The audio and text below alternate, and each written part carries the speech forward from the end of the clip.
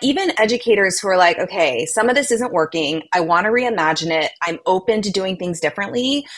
A lot of the barrier to change is just time and a lack of time. The topic of today's podcast is Elevating Educational Design with AI with Dr. Catlin Tucker.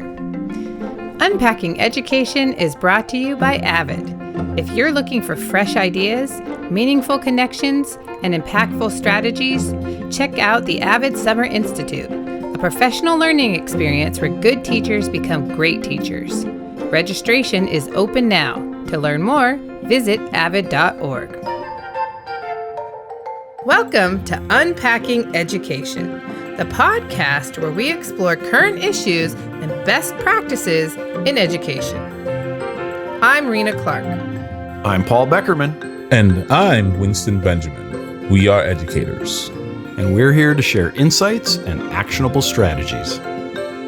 Education is our passport to the future. Our quote for today is from Dr. Catlin Tucker and Dr. Katie Novak in the opening of their new book, Elevating Educational Design with AI. They write, "To all the brilliant educators out there, don't fear the robots. Together, we can use AI to level up, but the heart of teaching will always be human." And I just love that quote. So I'm wondering what our responses will be today. Winston or Paul? I'll jump in. I'm not even going to touch the brilliant educators because I agree with all of us are brilliant. You know what I mean? I agree with that. But the part that I really want to speak to is the always be human. When I first started learning about teaching, it was always called an art and a science. Right. And I love the fact that it's a science, right? There is data that we can use to make decisions to do a lot of things. But there is an art form to the human connection, the humanity of the work, just the pieces of this stroke, this particular splash makes it just unique in itself. So for me, I think it really captures the idea of this being an art. Yes, you can master the idea in study, but you have to be your individual human self. And like, that is why we're brilliant, right? Is because we're individual humans, and that makes us brilliant. So that's how I see this quote. Well, somehow I knew you were going to touch on the human part, Winston. So I'll take the other part, the AI part. And it's kind of the leveling up, because as educators, aren't we always trying to level up? We're always trying to do a better job, and we use whatever we can to make that happen. And right now, the new tool in the toolbox happens to be AI. And it can be scary because it's a little disruptive, right? It's the new thing. There's a little bit of unknown. But almost every change is disruptive in some way. And I think we need to embrace the opportunity that it can give us to level up while staying human. Mm-hmm. And the one thing that's never going to change is that there's always going to be change. There will. For sure. Only constant. Yes.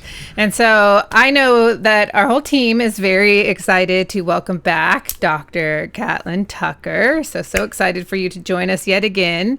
And Catlin is an educational expert, a best-selling author, international speaker with more than 24 years of experience in education. Catlin's written over 10 books on innovative approaches to teaching and learning.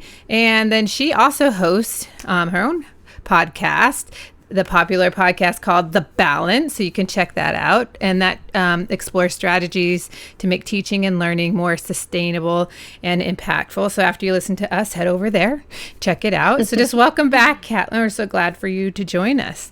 Yeah, thank you guys for inviting me. It's always great to come and get to chat with you guys. And I know I'm really excited to kind of dig in and talk about your new book that just recently came out that you co-wrote with Dr. Katie Novak called Elevating Educational Design with AI. So if you could just give our audience a very brief overview of the book, who's it written for, what audience, anything you'd like to share, maybe some of the inspiration behind it. Yes. Well, I'll start with the inspiration.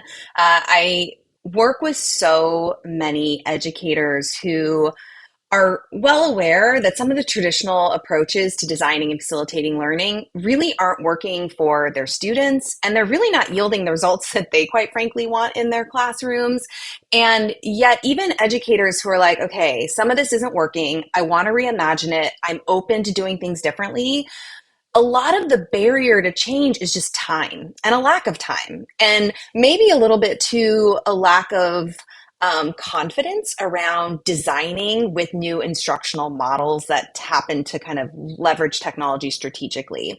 So when AI exploded on the scene, I started seeing a lot of little reels on Instagram and TikTok and messages on or notes on Twitter and stuff. And I got a little nervous because really what I was seeing was educators saying things like, oh my gosh, I found this crazy tool. All you have to do is put in a standard or copy and paste a learning objective and it spits out a lesson, or you can even have it create an entire unit for you in seconds.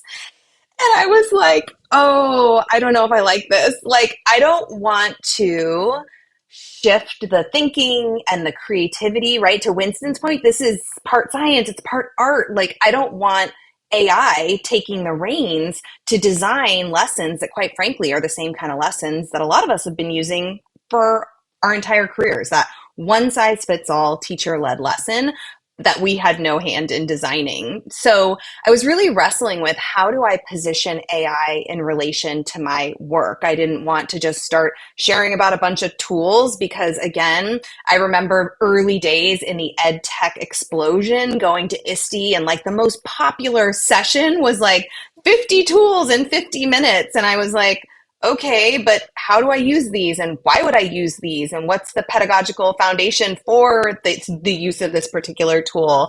And so that's where I came up with the concept for this book. Is I really wanted to help create a resource that would guide teachers, curriculum designers, school leaders thinking through the process of, how do we take AI so that we can design with a higher level of intentionality to better serve the growing diversity in our classrooms? So that was really where it started. And then, as always, it's an early morning text to Katie, and she's always so game to jump on board and work with me, which is a gift. I love that you talked about not wanting to just, pump out the same thing that we've always had, a one size fits all, and that you just don't put in a prompt and, blindly take what comes back at you. That being said, there is a role, right, for using generative AI in lesson planning. But can you talk about how having that first deep understanding of pedagogical principles is such an important part of that interaction? And how does that kind of play together, when you're working with a chatbot in that way? Yeah. So really what Katie and I did was we pulled together some of the totally established design kind of approaches, right? We have Backward Design by Jay McTighe and Grant Wiggins. And so really starting from that higher level view of, hey, let's start with the end in mind. Let's articulate a clear destination or desired result for the learning. And then let's immediately design an assessment that's going to help us measure progress toward that. And since we're talking about me and Katie, of course, it's going to be an assessment that offers multiple pathways for students to express and demonstrate and communicate their learning. And then the next tier is, once we have that kind of overview of, this is where the unit is headed, this is the destination for the learners, this is the clear assessment strategy that we're going to use that offers flexible pathways. Now we're going to get into universally designing the lessons themselves, really trying to proactively remove barriers, using data strategically, giving students agency, differentiating based on pre-assessment data.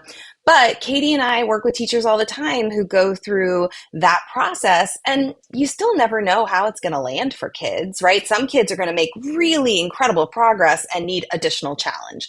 And some kids are going to stall and they're going to struggle and they're going to need more. So then the next layer under that is, how are we being responsive to student needs, really getting into personalized learning and respond to what we're seeing as they make progress toward learning objectives. And the final part was really Are we also thinking about, as we work with learners, how we're helping them build like resilience? Are they adaptable? Are they persevering? And how do you build that into the design of lessons itself? So we pulled from backward design, we pulled from universal design, we pulled from, Castle social emotional learning, to really kind of give teachers a more comprehensive approach to designing learning experiences.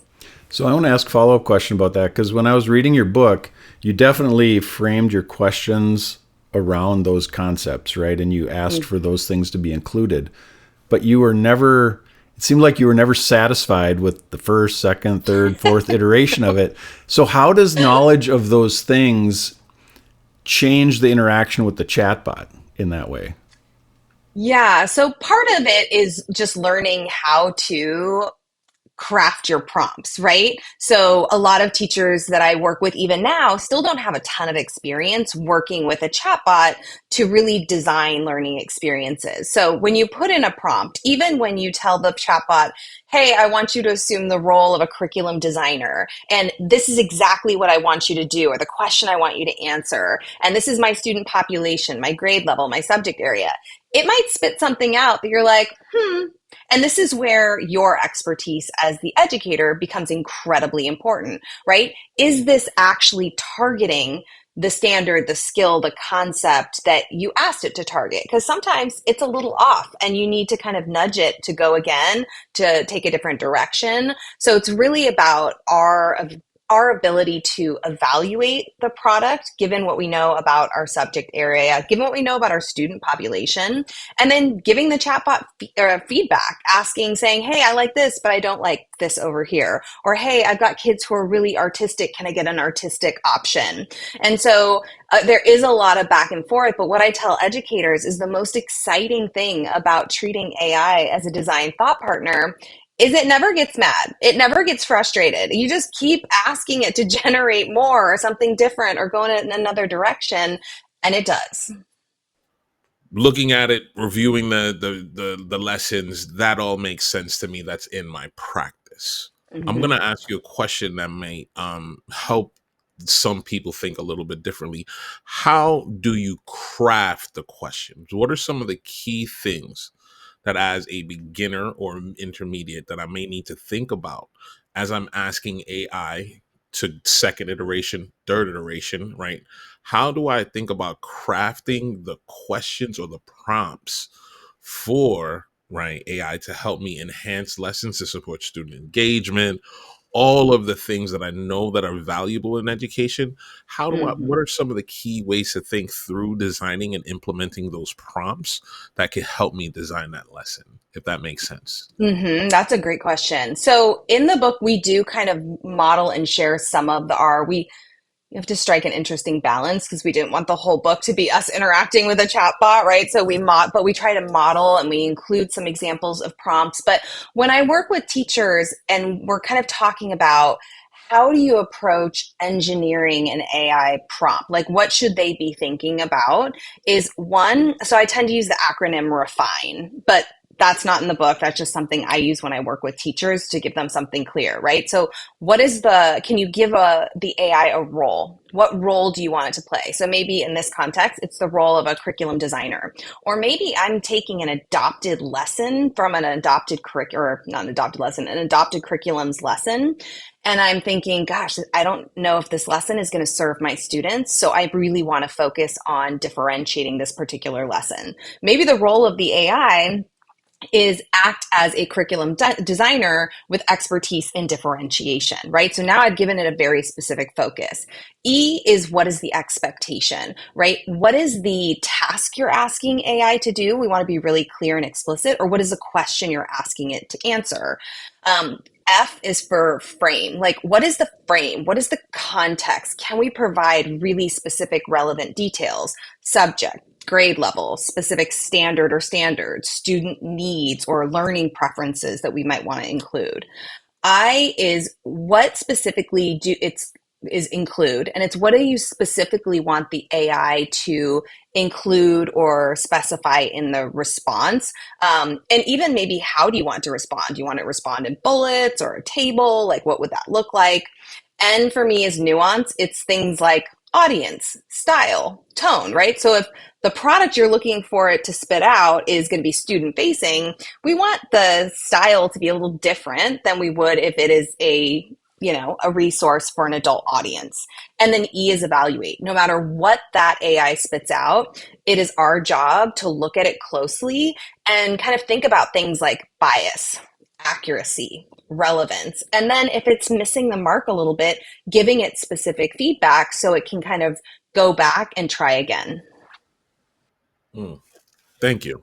That really helps. That really helps setting my stage for thinking. Absolutely. Yeah, I've heard several different acronyms out there, but they all kind of center around that same idea. And I really appreciate that last one. I think is missing from several of them, that whole idea of evaluate. And we talk about being human-centered. It should start with the human and end with the human, as you say. So no matter what it spits out, you are the one, I love it, evaluating it. And as you and Katie design this, you talk a little, the pedagogy, but you describe the lesson design framework that you developed.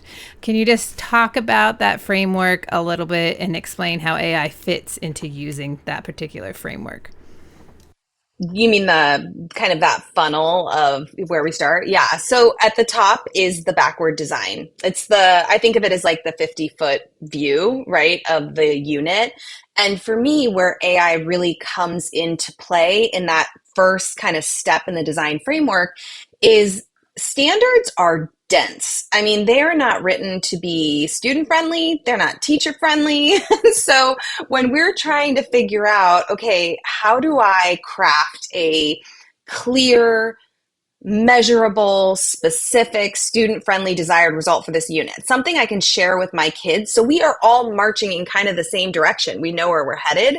That can be really tricky to do. So we talk about how teachers can use AI to, one, unpack the standards, two, develop a clear, specific, measurable, student-friendly, attainable, desired result for the unit itself that we can share with learners. Three, articulate kind of, okay, what is an assessment strategy we might use? And one of the things I love about AI is once we have a desired result and we tell it, hey, this is our grade level, this is our subject area, these are the target standards that inform this desired result. Can you help me to generate some ways in which I might measure student progress toward the desired result? Now AI is kicking out several ideas, and the idea of creating flexible pathways to allow students multiple ways to demonstrate what they've learned, what they know, is so much easier to do. And I think we even highlight how teachers can lean on AI to take some of the most cumbersome but important tasks, like designing rubrics, and making them easier to do, right? Where instead of taking, an hour to create a really thoughtful rubric with language describing what the learning looks like at each level, we can do that in a matter of minutes now. So that's kind of that first step in the design pathway.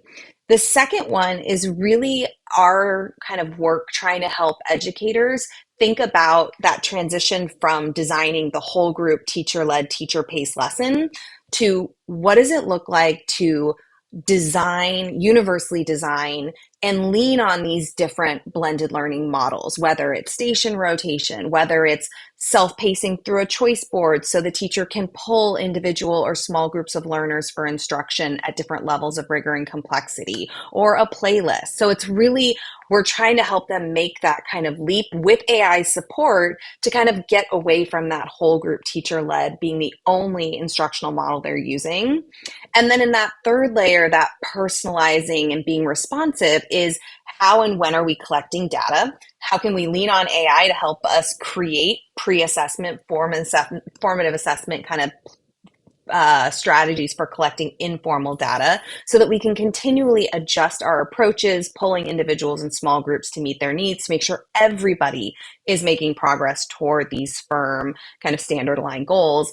And that last piece is really about what elements, like how do we help cultivate these resilient learners And what does that look like? Not as an add-on, but as integrated into the actual learning experience. So if we have a lesson, but we want to focus on kind of getting kids to be more adaptable or persevere, what are elements using AI support that we can actually feed into the lessons that we're creating to help kind of weave that into the general work that they're doing? So that's the design pathway. And one of the things I love about and talk about in the book is if you invert it, then we talk about it as the learning pathway, which is like students are really starting from, and their focus should be on creating that profile of a resilient learner, and then accessing that personalized kind of support from teachers so that they can kind of like get through these universally designed lessons and achieve the desired results of whatever the learning is. So we kind of highlight that inversion as being, from the student perspective, really what we're trying to support in terms of their progress.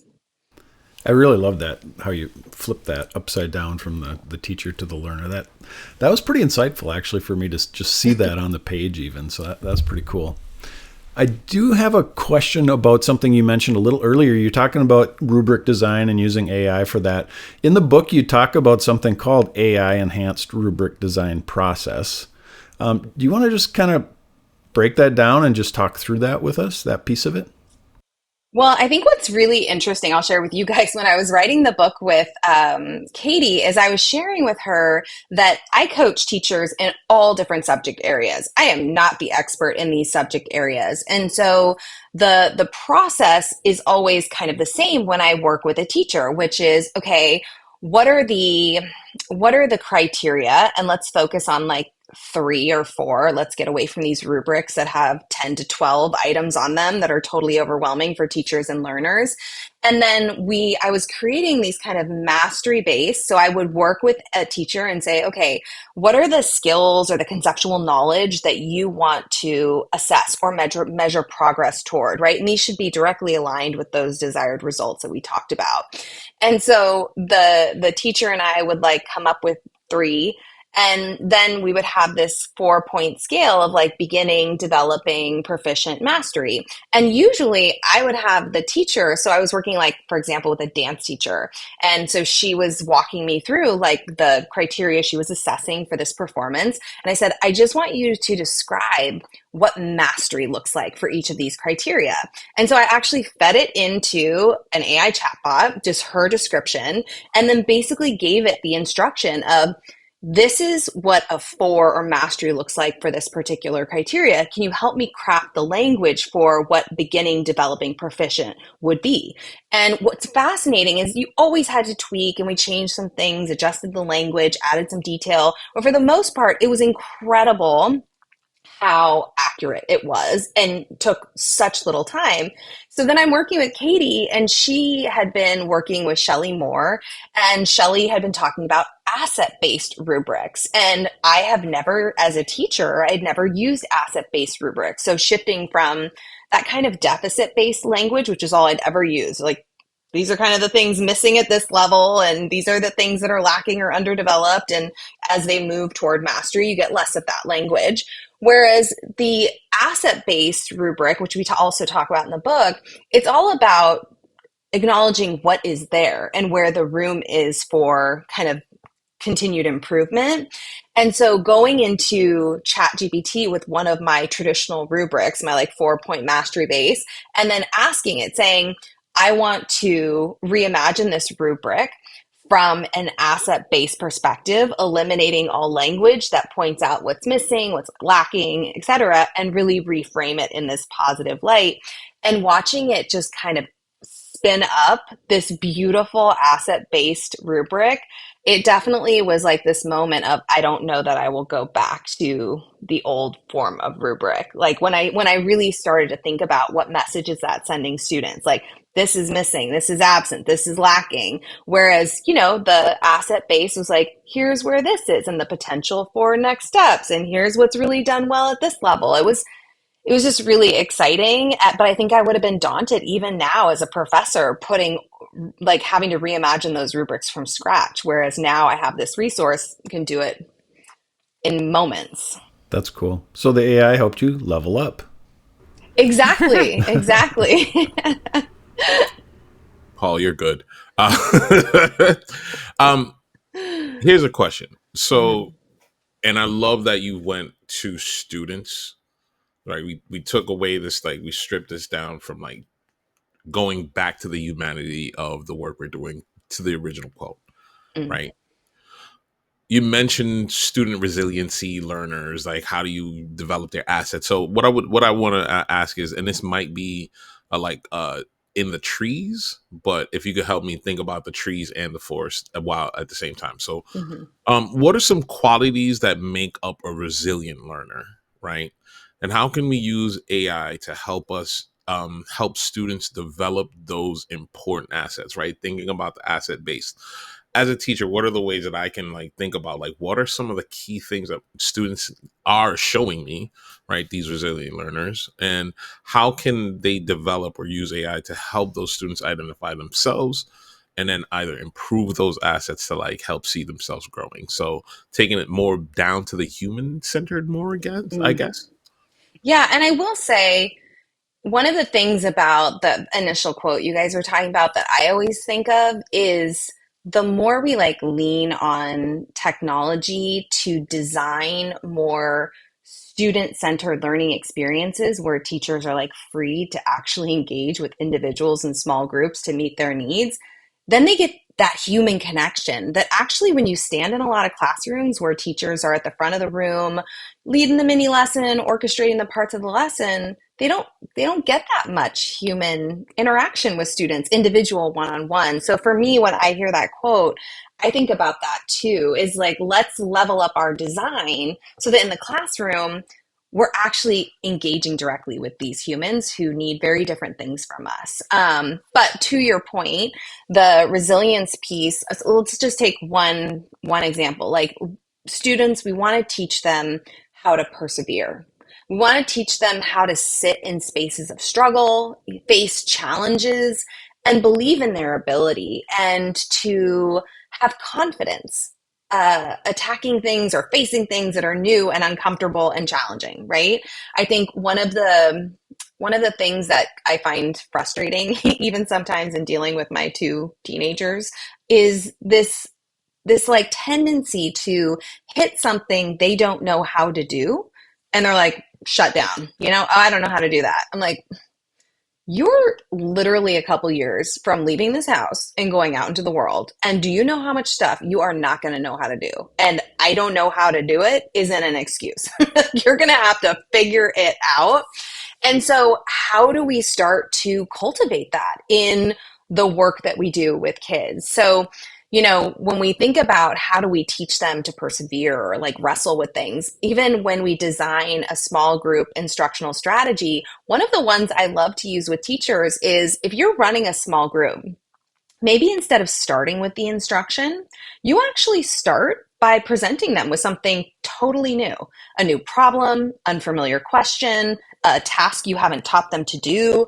And you say, okay, with a partner in two small pods, I want you guys to figure it out.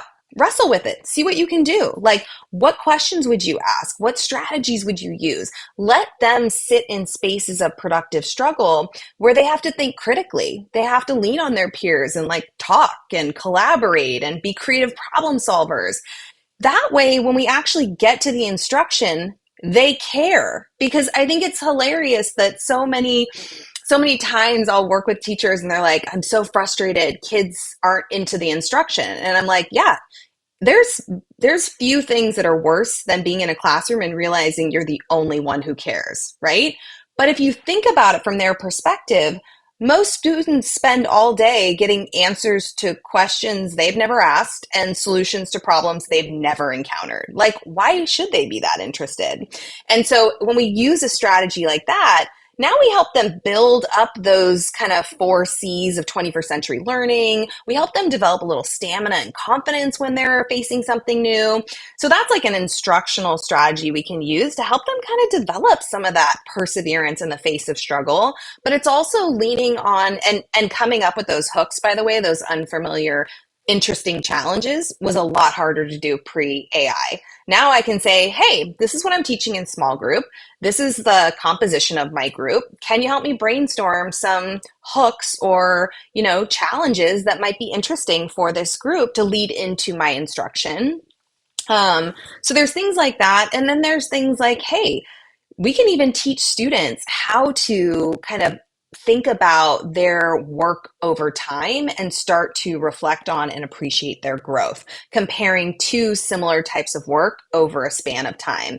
And if we're comfortable letting them use AI to get involved in that process, AI can really help to highlight the ways in which they have really grown and developed and their skills have evolved, and fuel that reflective process, fuel that appreciation of, wow, I didn't really recognize in the day-to-day of this school life that I live that I've actually really developed as a reader, as a writer, as a problem solver, or whatever the situation may be. So what I really want to do is embed this right into the fabric of the lessons we're creating so that resilience, or the characteristics of resilience, adaptability or perseverance, they're not just like, oh, we should do this totally disconnected activity to like get kids being more adaptable. It's like, no, let's figure out how to weave that into the lesson so that we're cultivating those learners all the time. I love that. And I love the idea that as you use AI, as Paul's saying, to level up, you can actually level up even more. And so if you're using it, let's say, to give yourself more opportunity to have those one-on-one or small groups, you're going to get to know your students better, which is going to give you better information to then feed into the AI, which is going to give you better prompts to connect with your students, because you're going to know more about their strengths, and it's just a perpetual cycle. So I love that. But, AI has changed very, very quickly. And it continues to evolve and grow. And I do have a lot of educators I work with who are very nervous, especially around just, security, safety. So I know you talk about this a little bit, but if you could just talk to our audience a little bit around, as we move ahead, what are the things that we really need to consider as we continue to use AI to be responsible and also be balanced? We've talked a little bit about that human aspect, but really to stay responsible and balanced as we continue to use AI in our work. Yeah, I think at a teacher level, the responsibility is kind of what you already said, which is like teacher at the beginning, teacher at the end, right? We want to be involved in the process of designing with AI, even utilizing AI tools. I mean, in the book, our goal was not to highlight all of the AI tools that are popping up. That would have been crazy to try to even do. And just like with the ed tech boom, like they're going to pop up, they're going to disappear. Certain ones do certain things really well. Other ones do other things really well. And like I have a ton of teachers using tools like Magic School AI, which is great. There's a lot of tools there's more tools than like I can even basically count in that particular offering. But it's, in my opinion, it's not great at differentiating lessons, right? It spits out that I do, we do, you do version of the whole group lesson. And so I think it's important as users of AI to be actively involved in the process, but to also understand, if you're going to be using AI tools, what are their strengths? Like, what do they do well, and what are their limitations? Because they do definitely all kind of have them. And at a teacher level, yeah, safety is always a concern, but most of those decisions around, compliance and safety are happening at a district level by somebody else. So just making sure that we're informed. What is it it's okay to use? I mean, as a professor working with graduate students, I'm still kind of like, hey, remember, when you're interacting with a chatbot, here are things you want to avoid doing, like, whether it's feeding in personal information or just being smart about the way we use these tools. But they are changing very, very, very quickly. Mm-hmm. Appreciate that. But I have to say, it's time to ask a very specific question. What's in your toolkit? Check it out. Check it out. Check it out. Check it out. What's in the toolkit? What is in the toolkit? What's in the toolkit? Check it out. What's in your toolkit? What are you taking away and bringing with you in your tool bag from this conversation? I'm going to ask Rena, Paul, and then Catlin will ask you to jump in. Rena or Paul, what's in your toolkit? I'm going to pick the obvious one. And I'm going to say I really have appreciated using Catlin and Katie's book. So if you have the opportunity to pick that up or you do a book study with it, it's a really great choice. So Elevating Educational Design with AI, Making Learning Accessible, Inclusive, and Equitable. And you can find that very easily all over the place. So go ahead and pick that up as a great tool to utilize. And a lot of people like having a book. So you can have a physical book and you can also get the digital and so forth. So check out the book. I agree. It's a great book. I had a chance to look at it last week. It was fantastic. And I'm just going to reiterate the strategy that Catlin was talking about. When you're interacting with the chatbot, the pedagogy should drive those interactions. Think about what you know about best practices and follow up with the responses you get from those chatbots to make sure that those best practices are actually happening and that, like you said, Rena, it ends with the human evaluation. Do you agree that those are excellent results? And keep yourself in that loop. I like both of yours. Because again, sometimes I think people like to have a framework to engage with new information. Check out our episodes in Unpacking Education. We have a lot of episodes on AI. We have some past episode with Catlin as well that'll help you really frame your understanding and thinking of just like the process. But now that we got an expert in the room other than the three of us, you know what I mean? I'm going to throw one to you. Hey, Catlin, what's a tool that you'd like us to think about or walk away with in our tool bag to just continue to deepen our understanding of AI and just this context in general? Okay, I'm going to do two just because I'm the guest and I can do it. Okay, first, first, I really love SchoolAI. I really like this. I've been exploring with teachers the use of the spaces to really create these kind of like guardrails around a personalized learning experience, where students really can drive the conversation and frame it based on their interests, and also really be able to get kind of that real-time feedback. It's been a really exciting tool to use, whether it's self-directed learning in a station, part of a playlist. I just really am enjoying the versatility of it. Second is definitely NotebookLM. The fact that now I can say, before when Katie and I would talk to educators about providing multiple means of representation, it's like, if you're going to read or you're going to listen to something, maybe choose a podcast. And teachers would look at me like, you're adorable. It's not easy to find a podcast on every single topic, to which I was like, you are correct, but there are great podcasts out there. But now that I can take a text or online resources, throw them into NotebookLM, and actually get a podcast based on that information to remove those barriers for learners where engaging with the text isn't going to be as effective is so incredibly exciting to me. Oh, that's dope. All right, with that, let's hop into our one thing. It's time for that one thing.